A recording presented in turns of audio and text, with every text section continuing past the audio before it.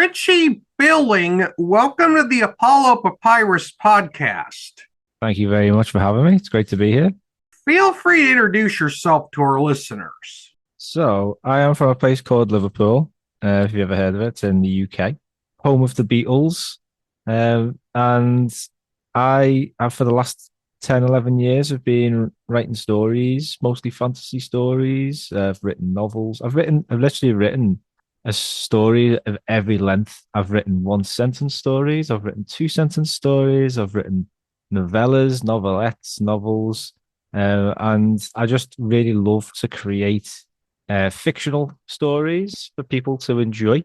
And mostly fantasy, like I said, but over the last few months and probably the last 2 years, I've been focusing a lot more on writing stories that are about the issues that are happening now. So a lot of political upheaval, a lot of people feeling a bit helpless and a bit despondent in the world, myself included. And I've been writing stories that are geared towards inspiring people and helping them feel a bit better about life. You've written a fantasy novel, Pariah's Lament. I hope I pronounced that correctly, as well as a novella, Together We Rise. Without spoiling too much about those two books, what are each of those about? So Together We Rise it came out this year, and it's about a revolution against a corrupt government. So that's quite topical. A lot of people probably fancy a bit of change right now, a bit of meaningful change.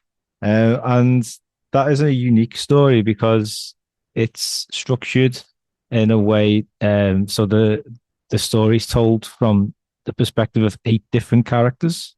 Excuse me. And each character tells their own story, but what happens in their part of the story helps tell the wider tale. So it's like a relay race. So character one takes the story so far and passes it on to character two. And the reason why I decided to do this is because I'm critiquing our capitalist system, which I think is really rubbish. It doesn't make sense. It's not fair. Not designed for a world like ours, or it doesn't work in a world like ours. And to critique it effectively, I looked at the perspective of all different types of people. So there's like a doctor, there's a child, there's a worker, there's a police officer, and this is all set in a fantasy world, so it's all a little bit different and a little bit unique. And I had a really lot of fun writing. That's the most fun I've ever had writing a story because it felt like I was doing something a bit more valuable, and hopefully people find some use and some positive things in the story when they read it. You've also written a pair of short story collections, Flying on the Ground and Tales of Turvia. Without spoiling too much about each of your short story collections, how many stories are in each collection, and is there an overarching theme to each collection? Yeah, so Flying on the Ground is more of just a general collection of short stories. So there's a few fantasy stories and there's a few more literary stories as well. So I wrote quite a few stories about homelessness, about the cycle of addiction, and they're not to do with fantasy at all. But it's quite nice to offer people a change of pace almost when they're reading things. So Tales of Tavia is more fantasy, so that's just all fantasy stories, and they're all set in the same world, and a lot of them are interconnected. So you can sort of read one and then read another one to see what happens to another character, which I quite like when I'm reading fantasy. That's what I quite like. I don't know about you. Do you like to read fantasy Yes, stories I like that? do. Nice. So yeah, when things connect together like that in quite clever ways, it's really nice and satisfying for a reader, don't you think? Yes. You've also written a nonfiction book about writing fantasy, and it's called A Fantasy Writer's Handbook. Without spoiling too much about a fantasy writer's handbook, what is it about? So Fantasy Writer's Handbook is the book that I would, well, the book that I wanted when I first started writing fantasy. It covers every aspect of storytelling, and not just about writing fantasy. So you'd learn about like creating characters, plotting things out, dialogue, and then there's a whole section on more fantasy things. So all the different kinds of races and monsters in fantasy, like how to make your own magic system. So it's a very broad subject, as I'm sure you're aware, and it's a lot of fun to do. Do you write yourself? Yeah, I'm writing quite a number of books myself, so. Nice. So do you like to build worlds? Oh, yeah. Yeah. So there's quite a bit about world building in that book. So if you want to learn about like sort of a lot of fantasy, I don't know what kind of fantasy worlds are yours? Are they more like medieval? Oh, I don't know. Boy, I'm not sure because I'm building several different fantasy worlds, and some of them are quite a bit different than the others. So some are more futuristic, some might be more medieval or even earlier. Yeah. Do you like to what do you like to do when you make your fantasy worlds? Do you like try and find something unique that makes it different? Yes, I also like to look at the physics of the underlying world and maybe look and see maybe make those more different than that of Earth, of real life Yeah. Earth, I should say. Yeah, that's a really cool way to look at it. Like what kind of things have you tried? Uh, one of my fantasy worlds is on a Taurus planet or a donut shaped planet. That's interesting.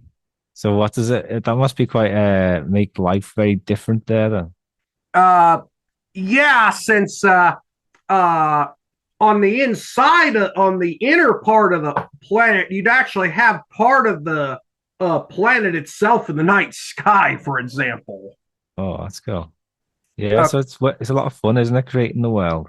yes, it is. What motivates you to write, and what do you love most about the fantasy genre?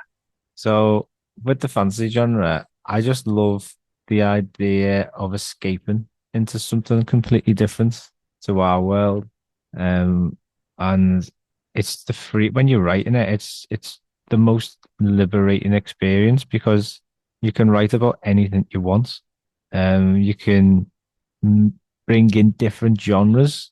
So you've probably seen like a lot of romantasy at the moment. So like a crossover with romance and fantasy. That's really, really popular at the moment. And then you've got all a never ending and never a sort of a forever expanding sort of list of subgenres where writers are bringing in different things. Like, I mean, I've Together We Rise is probably classed as a political fantasy, and there's not many of them.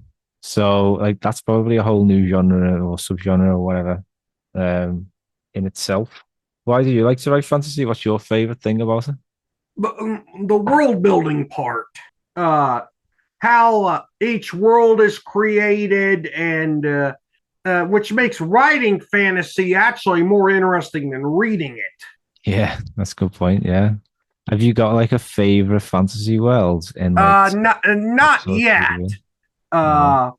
Uh, I'm going to move on to the next question. How long did it take you to write each of Pariah's Lament and Together We Rise? And on average, how long does it take you to write a short story?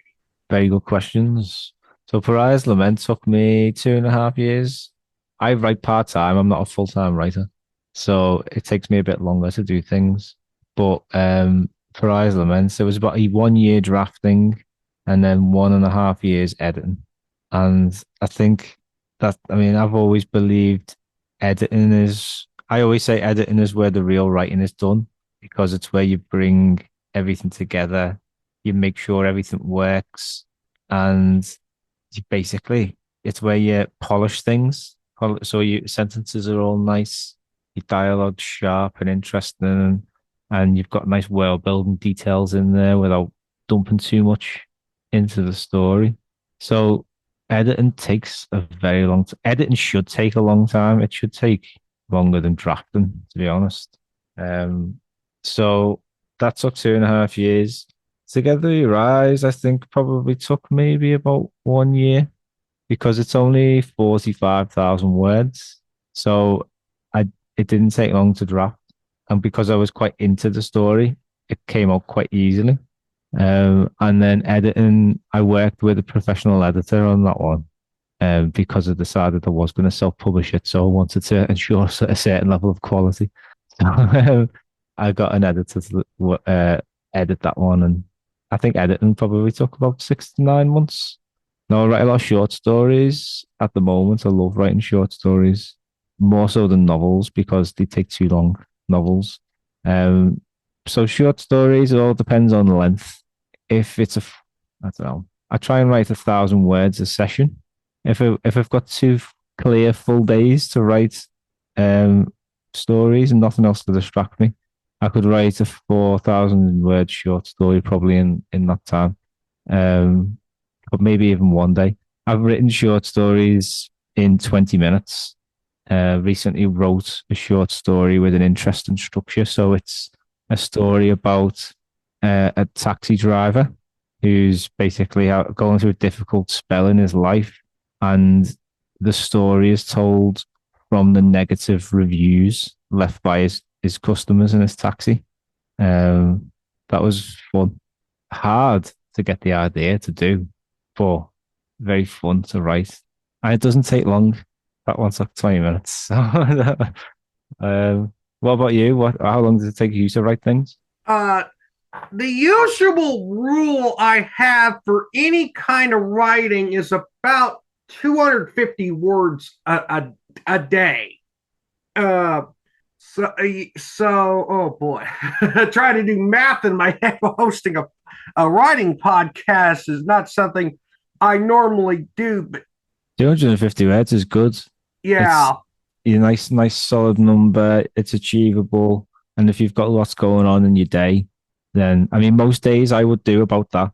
I just get my phone out if I've got a few minutes, and I'll just try and get as many words down as possible. And I usually maybe do 3, 4, 500 words. As long as you're writing something every day, it's progress, isn't it? yes, it is.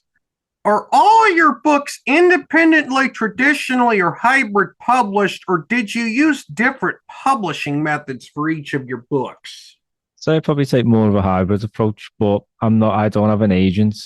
I've worked with small and indie presses, so probably most people wouldn't really class myself as traditionally published. So I'm more of an independent author. Um, I've it's a difficult time for writing, I find. Like earnings are going down still.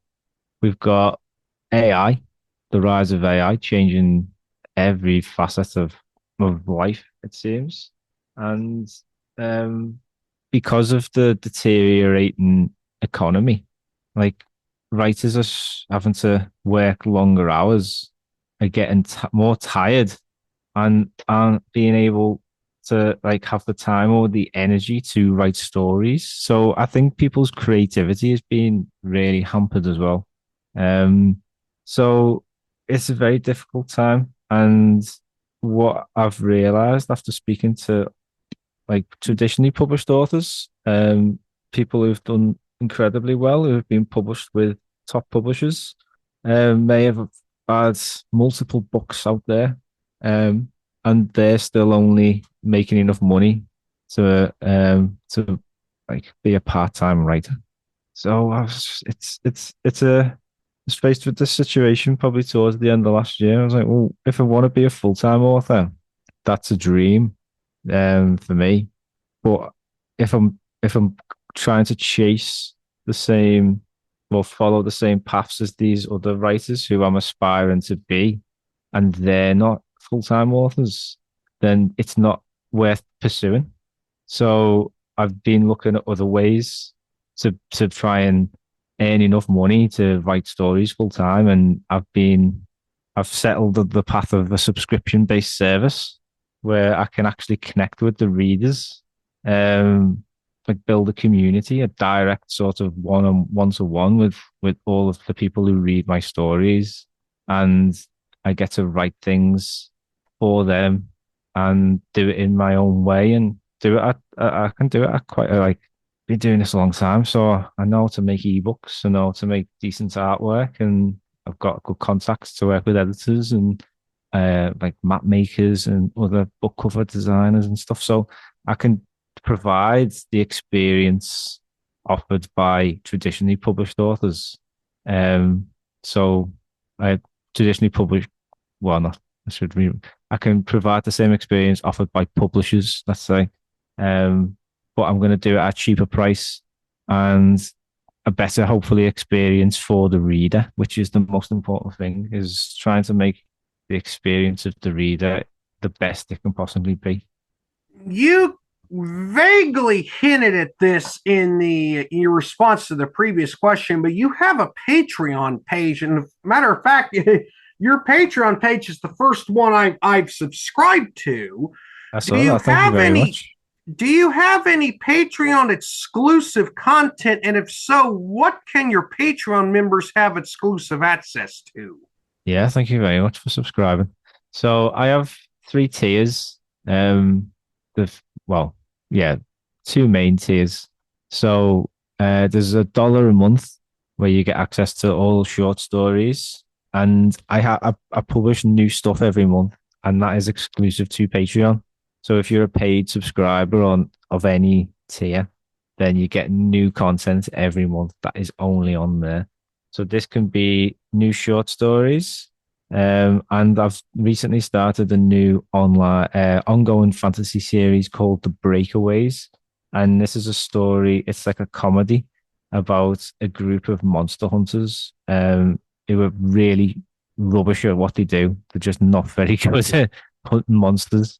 But they live in a world where there's more monsters than humans, and there's this system of contracts and bounty hunting being established to try and control the monsters that sort of every now and then attack the humans or interfere with human life. And this it's this ongoing series, new chapter every week, and it just follows this crew trying helplessly to succeed in completing some contracts and get earning some money. But yeah, it's been nice to write something that's a bit more lighthearted. And it seems to be going down really well so far. So you can head over to Patreon and you can read that for free. You can download it as an ebook or you can read it online. And you just have to subscribe to get that. One final question to finish this interview. You host a podcast called the Fantasy Writers Toolshed Podcast. What can listeners expect from a typical episode of your podcast, and is it produced in a tool shed? No, it's not no tool shed, sadly. But the reason why I called it the tool shed is because for many years when I was writing, I would sit outside in a shed and write in the shed because it was quiet and I wouldn't be bothered out there. So I liked that sort of environment. It was very peaceful. And yeah, that's why I called it the Fantasy Writers Tool Shed. I started out with a friend of mine. The two of us, we hosted the show together for about a year, and then he got quite busy in life and had to take a step back. So it was just left to me, and I just didn't really want to be the only voice on the show because I think people would have got really fed up with it. So I decided to try and interview as many experts and masters of the craft, best-selling authors, as many as I could. And it's probably been going for a few years now. But I've been really fortunate in being able to interview some people I really admire, like Adrian Tchaikovsky, we have Jennifer L. Armentrout, Sarah Arthur, Stephen Aryan, GMT Hines. The episode has just come out. And these are like all brilliant writers, and it's just amazing to have the time with them just to pick the brains because there's so much to learn from how they approach writing. And the process that they follow. And they've obviously been doing it a lot longer than I have and at a much higher level. So their experience is amazing. And as well as writers, I like to interview other people. So I've had a former FBI special agent on there called Joe Navarro, and he's a world-renowned expert in body language. And I wanted to speak to someone about body language because it's such a powerful like device in storytelling, like TV, film. It's really, really like used heavily, and as viewers, we quite like it because we engage with the characters more and what's happening on the screen more because we're trying to work out what they're thinking or what could happen next. So it's underused in writing. So you can strip back the dialogue, use more silence, use more body language, and I think readers do like it. So that's the Fantasy Writers Toolshed podcast. If you want to check it out, Richie, thank you for appearing on the Apollo Papyrus podcast. You were a wonderful guest to interview, and as a standard practice, once this episode's uploaded, I will include relevant links in the text description of the episode. thank you very much. It's been an absolute pleasure chatting with you.